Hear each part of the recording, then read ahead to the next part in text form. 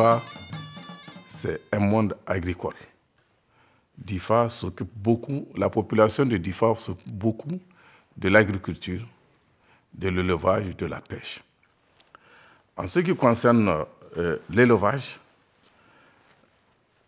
plus de 2 milliards ont été injectés dans le domaine d'élevage, dans le cadre de la vaccination, dans le cadre de la distribution des kits, dans le cadre de l'alimentation des bétails.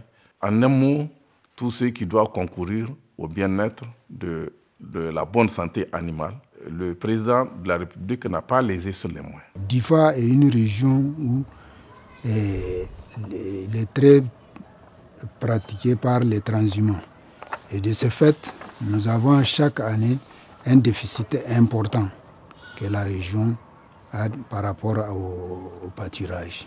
Et le pâturage étant le fourrage sec est très peu nourrissant et ne permet pas d'atteindre maintenant, de passer la soudure. Grâce à ces intrants-là, on a pu, sans aucun problème, passer les soudures et ça a amélioré beaucoup la productivité des animaux. Dans le domaine agricole, il y a eu des appuis, plus de 50 tracteurs, des maisons de paysans qui permettent de rapprocher les paysans aux services agricoles. L'un des points phares du programme reste la lutte pour la sécurité alimentaire. Et sur ce point, je crois que le gouvernement en a fait. Il y a eu des travaux d'aménagement de terre, il y a des travaux pour la réhabilitation des sites aménagés, il y a eu la réalisation des forages et l'appui conséquent en semences. C'était vraiment un démarrage exceptionnel parce que tout le monde en a vu. Nous avons à l'époque emblavé environ 16 000 hectares en culture irriguée pour une production de l'ordre de 40 000 tonnes en équivalent céréalier. Ça, c'était vraiment le déclic.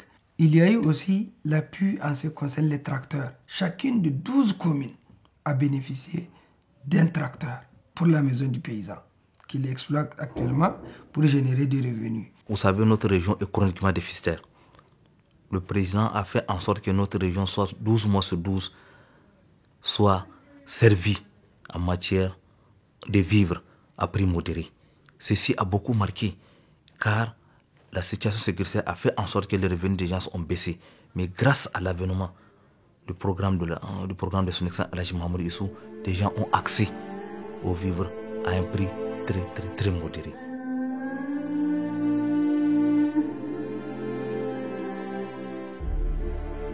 En matière d'hydraulique, aujourd'hui, nous sommes champions dans la région, dans la mesure où presque toutes les localités, à savoir les villages, sont couverts par des points d'eau. Et ceci grâce au programme de son excellence Alhaji Mahamadou Issou. En matière d'environnement, les jeunes ont été utilisés, primo, pour restaurer la terre. Et à travers la restauration de la terre, ils ont eu des revenus consistants qui les a permis de les stabiliser pour ne pas partir ailleurs. Donc ceci prouve que ça a touché presque l'ensemble des couches de la population et principalement les jeunes qui sont plus préoccupés par les questions de non-emploi. De 2011 à 2015, on avait le programme national eau, hygiène, assainissement qui appuyait les réalisations de l'État au niveau des villages. Et maintenant, à partir de 2015, l'État a amené les mécanismes communs de financement du programme sectoriel eau, hygiène et assainissement, PROSEA. Maintenant, ça, c'est de 2015 jusqu'en 2030. Maintenant, l'État veut atteindre les ODD, les objectifs de développement durable. Maintenant, il faut amener l'eau au niveau des ménages. Ce n'est pas au niveau des villages seulement, il faut aussi favoriser les branchements privés au niveau des concessions.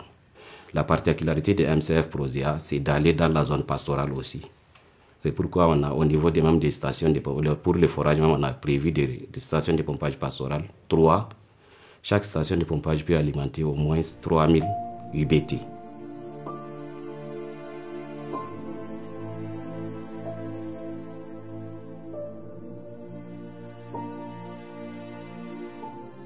Dans le cadre de la santé, Dieu merci, notre commune en a bénéficié beaucoup. Aujourd'hui, rares sont les quartiers ou les villages qui ne sont pas à côté d'un points de santé, c'est-à-dire que ce soit une case de santé ou que ce soit un CSI. Ceci est grâce à l'avènement du programme du président de la République. Quand vous prenez le domaine des infrastructures, c'est plus d'une trentaine d'infrastructures qui ont été réalisées. Vous avez la transformation des cases de santé en CSI, construction des laboratoires, des maternités.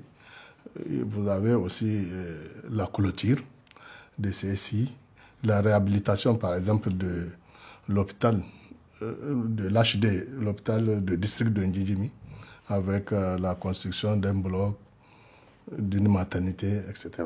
Quand vous prenez le matériel roulant, vous avez, la région a été dotée de plus de 20 ambulances, une vingtaine aussi de véhicules utilitaires, une soixantaine de motos.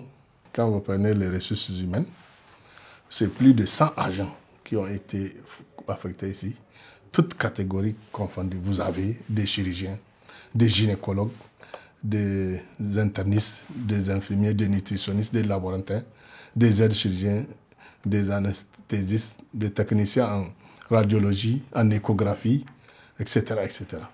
La région a été dotée d'équipements modernes.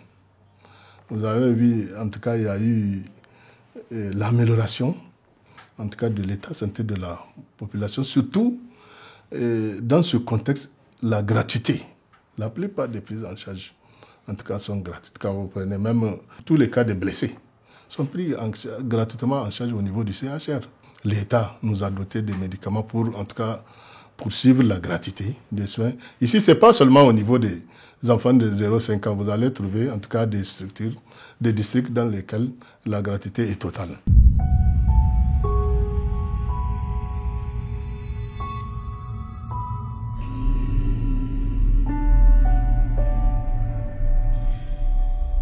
La région de Difa et particulièrement la commune de Difa en a bénéficié dans tous les secteurs sociaux de la vie, à savoir l'éducation, la santé, l'agriculture, l'élevage et l'environnement. Donc, c'est dire que dans tous les secteurs, en prenant l'éducation par exemple, nous avions connu vraiment un bond en matière d'infrastructures que la région avait connu, en matière de classes, en matière définitive, en matière de clôture de classes, en matière de matériel didactique. Donc, bref, l'ensemble de ce qui peut contribuer vraiment à l'amélioration de la qualité de l'enseignement a été fait.